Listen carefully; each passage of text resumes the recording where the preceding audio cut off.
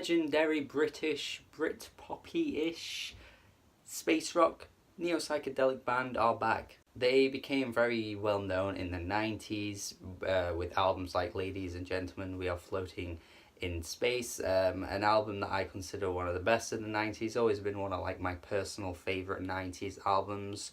It's gained a lot of critical acclaim too, it's many people's favourites, and since then they have left their mark on British music because they came through with a really unique album there. Such a gorgeous and wonderful listen. There is no question as to why it was one of the most beloved albums of the 90s for music lovers and nerds, and since then they haven't really quite reached the height of what that album was able to achieve, although I will say that their 2012 album Sweetheart Sweet Light was a very good release, and honestly if you're a fan of Ladies and Gentlemen and you never went to try any other album, I would say go listen to that. And it's been a while since that album. I mean, 6 years is quite a long time to be out of the loop in the music world, although apparently I think some of these tracks on this album have been played live between that time of the 2012 album and this album. It's a very common thing where bands debut songs live, but then the actual songs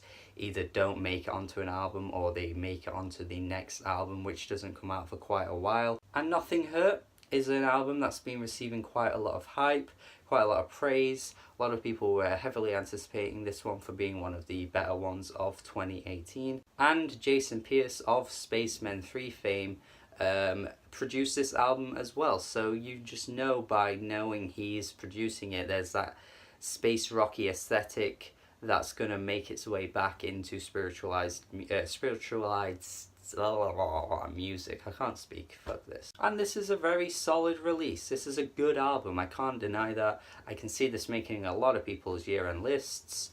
Perhaps won't make mine, to be honest, but I will explain why. So the sound and the vibe of this album, the instrumentation is incredibly organic, it's incredibly intoxicating, and it just sounds really lush all the way through. You can tell there was so much effort put into the sound and the vibrance of this album. Like, it really is brimming throughout the whole record here. Like, it honestly grabs you instantly from the opening track, and it never takes you out of it either. It continues with this sound and this style the whole way through.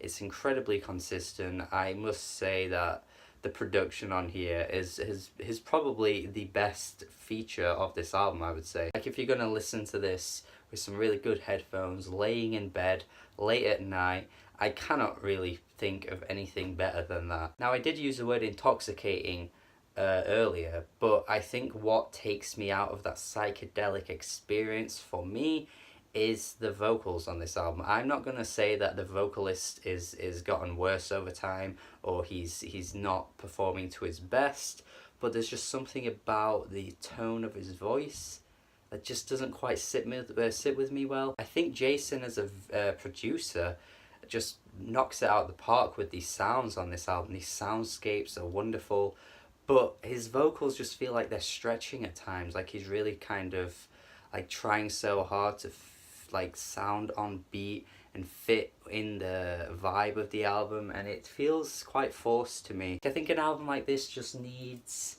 that type of vocalist that fits the feel and the sound and the style of the album, as opposed to him feeling kind of copy and pasted on top of the music, to be honest. On tracks like On the Sunshine, I can't help but feel to my ears that he's trying to catch up with the speed of the song. Like, this is one of the tracks that speeds up a little bit, gets a bit amplified in comparison to the rest of the tracks.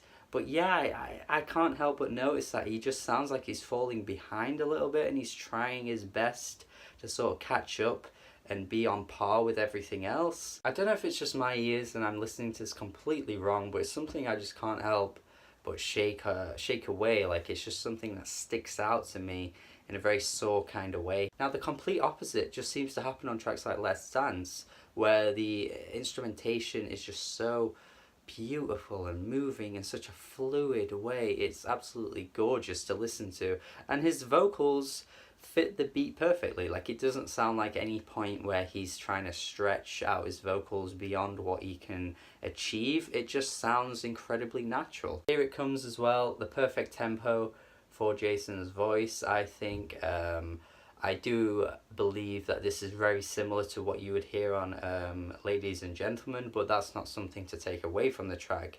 It's actually heightening it because of how good that album is and how amazing they're able to still achieve that aesthetic and it not sound like it's just copying other releases. The Morning After also reminds me of a track like Hey Jane from their last album, which is funny too because he makes a reference to this Jane in this song too. And actually, this is probably the best moment on the album where the indie rock inspiration comes through a bit more. It's a bit more of like a rockier, punchier track, and actually I think Jason sounds pretty great on this one, to be honest. So it kind of undermines what I was saying earlier about like On the Sunshine, where he feels like he's catching up with the beat, whereas on this one I feel like they got it perfectly right. Lyrically, I feel like this album seems to be quite interesting. It seems as though Jason is in conflict with this love that is in his life. He's not entirely sure what's going on with the relationship, and a lot of the tracks tackle it in quite a unique and interesting way. I'm Your Man is quite a revelationary track. Here he's talking about all his flaws.